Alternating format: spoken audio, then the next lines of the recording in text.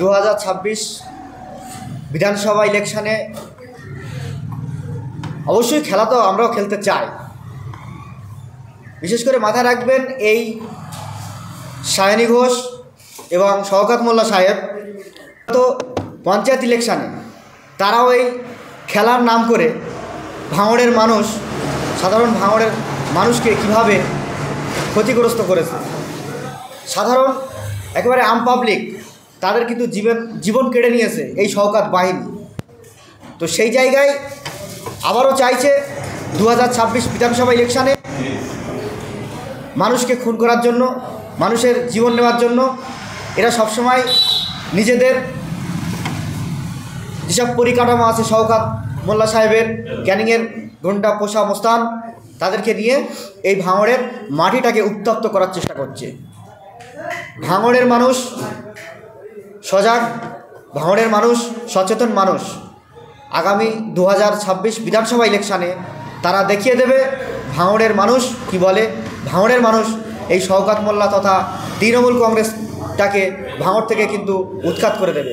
রীতিমতো তৃণমূলের রাজনৈতিক সভা থেকে তৃণমূলের নেতারা বলছে যে ঠিক 2021 সালে আইএসএফের চেয়ারম্যান তথা পীরজাদা নওশাদ সিদ্দিকী তৃণমূল নেতাদের কিছু মদতে ভাঙড় বিধানসভাটাকে দখল করেছে এবং তারা দাবি করছেন যে যারা তৃণমূল কংগ্রেস দলের সাথে গাদ্দারি করেছে তাদেরকে বসিয়ে দেওয়া হয়েছে।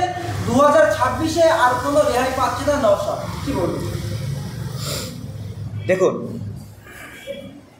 যখন লড়াই করে না পেরে উঠতে পারে, কারণ এই ভাঙড়ের তৃণমূল নেতাদের যে উন্নয়ন, বিগত 15 বছর ধরে যে উন্নয়ন তারা করেছে, সেই উন্নয়নের নিরিখে মানুষ ভোট দিয়েছে।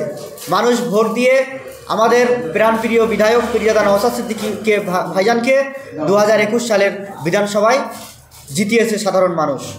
তো এই বিধানসভায় হেরে যাওয়ার পর থেকে তৃণমূল কংগ্রেস তাদের কিছু নেতাদেরকে এই সমস্ত কথাবার্তা বলছে।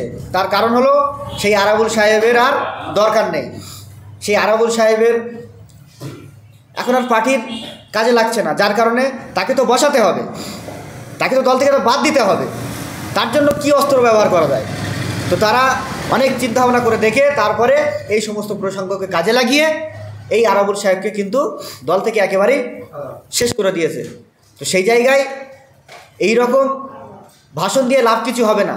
ভাঙড়বাসী জানে তৃণমূল কংগ্রেসের কি উন্নয়ন, তৃণমূল কংগ্রেসের নেতারা কি করে। ইতিমধ্যেই বাংলার মানুষ প্রশ্ন শুরু করে দিয়েছে যে আরাবুলকে দল থেকে বাদ দেওয়ার মূল উদ্দেশ্য কী। কারণ আমরা দেখেছি এবং গোটা বাংলার মানুষ দেখেছে যে তৃণমূল কংগ্রেস দলটা আনার মূল সারি ছিল হচ্ছে আরাবুল ইসলাম ভাঙড়ের মাটিতে। সেই আরাবুলকে তৃণমূল কংগ্রেস দল থেকে বাদ দেওয়া হলো। কতটা জানা আছে এই বিষয়ে, কোন কারণে আরাবুল সাহেবকে বসানো হবে? দেখুন, শওকত মোল্লা জানে যদি আরাবুল সাহেব এই ভাঙড়ের দায়িত্বে থাকে, তো সেই জায়গায় শওকত মোল্লা সাহেবের কাছে কিন্তু এই ভাঙড়ের কাটমানির টাকা কিন্তু পৌঁছাবে না। অতএব আরাবুল সাহেবকে যেভাবেও দল থেকে কিন্তু বহিষ্কার করতে হবে। তার জন্য যত যা কিছু লাগে শওকত মোল্লা সব কিছু ব্যবহার করে তারপরে কিন্তু তাকে দল থেকে একেবারে বাদ দিয়ে দিয়েছে। আপনারা বলছেন তৃণমূল হারে হারে বুঝতে পারবে, কিন্তু 26-এর আগে একাধিক আইএসএফ কর্মী নাকি তৃণমূলে যোগ দিচ্ছে।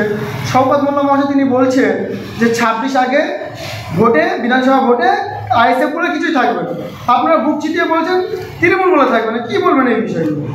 দেখুন, সর্বপ্রথম আমাদের প্রাণপ্রিয় বিধায়ক পীরজাদা নওশাদ সিদ্দিকী ভাইজান এ বিষয়ে অনেকবারই বলেছে যে আমাদের কিছু সংখ্যক কর্মী তাদেরকে কেস খাবার ভয় দেখিয়ে এবং তাদের যে সমস্ত জায়গাগুলো তারা ব্যবসা বাণিজ্য করে খায়, এমনকি এমন সময় দেখা গিয়েছে যাদের মার্কেটের উপরে দোকান আছে, ব্যবসা করে, সেই সব জায়গাকে টার্গেট করছে, তাদেরকে ভয় দেখানো হচ্ছে, তাদেরকে মিথ্যা কেস দেখানোর ভয় দেখানো হচ্ছে।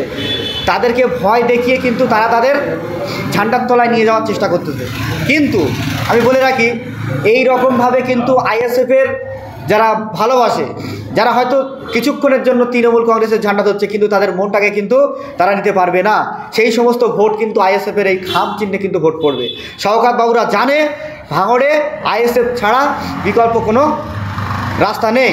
যার জন্য মাইকে মিডিয়ায় বিভিন্ন রকম তারা ভাষণবাজি করছে, বড় বড় ডায়লগবাজি তারা করছে, কিন্তু সর্বশেষ ভাঙড়ের মানুষ সদা সর্বদাই সজাগ সচেতন আছে। আগামী 2026 বিধানসভা ইলেকশনে মানুষ এর বিরুদ্ধে ভোট দেবে।